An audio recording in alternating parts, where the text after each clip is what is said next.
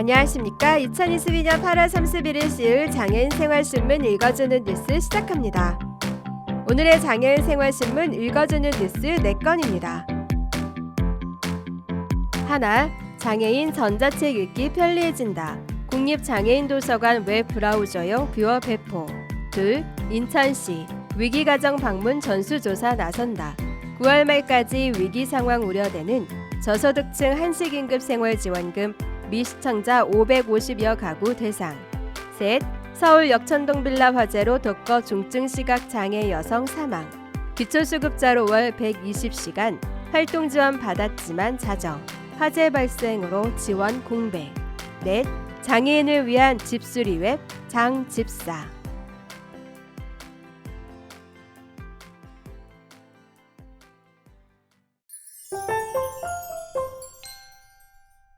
첫 번째 소식입니다. 국립장애인도서관 관장 원종필. 국립장애인도서관은 장애인이 웹브라우저에서 전자책을 바로 이용할 수 있도록 전자책 접근성 뷰어를 개발해 8월 25일 공개했습니다. 현재 국내에 서비스되는 전자책, 이북을 보려면 전자책 제작사 또는 유통사에서 개발한 전용 뷰어만을 활용해야 하는 불편함이 있었습니다.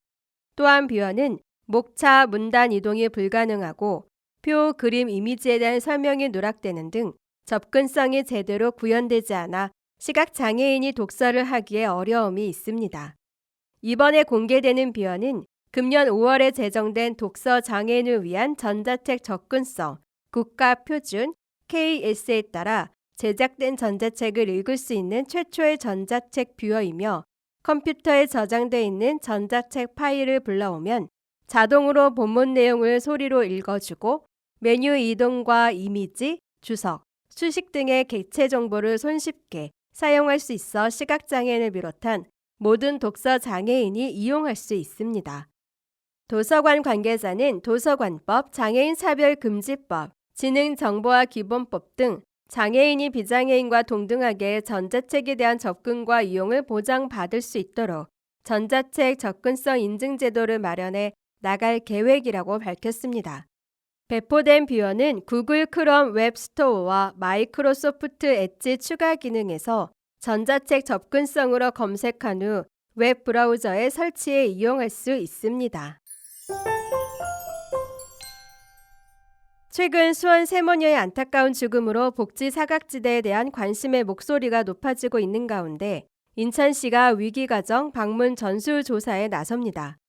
인천시는 8월 29일 이행숙 시문화복지정부 부시장 주재로 군구 복지국장회의를 개최해 위기사항이 우려되는 저소득층 한식긴급생활지원금 미신청자 550여 가구에 대한 방문 전수조사를 내달 1일부터 30일까지 실시한다고 밝혔습니다.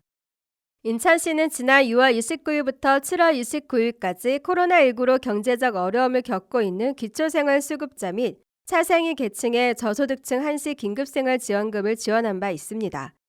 저소득층의 생활안정 및 소비여력 제고를 통한 지역경제 활성화 도모를 위한 것으로 신청 접수를 통해 총 12만 4,313가구 중 12만 3,548가구, 99.4%의 지역화폐 인천이음을 가구별 총 약 568억 원 차등 지급했습니다. 그러나 시는 수혜 대상 가구 중 한식긴급생활지원금을 신청하지 않는 약 550여 가구의 미신청 사유가 확인되지 않은 만큼 혹시 모를 위기 상황에 대비하기 위해 이들 가구에 대해 전수 방문 조사를 실시하기로 결정했습니다.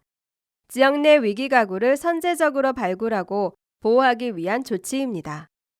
시는 이번 조사를 통해 이들의 생활 실태와 안전을 확인하고 보호가 필요한 위기 가정은 개별 욕구에 따라 공적 복지급여, 지역형 SOS 긴급지원, 디딤돌 안전소득, 복지사업, 민간 자원 연계 등 필요한 서비스를 신속히 지원한다는 방침입니다. 한편 인천시는 민선 8기 출범을 맞아 저소득 위기 가정의 생활 안정을 위해 지난 7월 1일부터 SOS 긴급복지와 디딤돌 안전소득 선정 기준을 완화했으며 지하철 1호선, 2호선 안내방송과 온라인 등을 이용해 신청을 안내하고 있습니다. SOS 긴급복지는 재산 선정 기준을 3억 원 이하로 완화해 주소득원의 실지, 질병, 사망 등 갑작스러운 위기로 생계 유지가 곤란한 가구를 대상으로 생계비, 의료비, 주거비를 지원하는 제도입니다.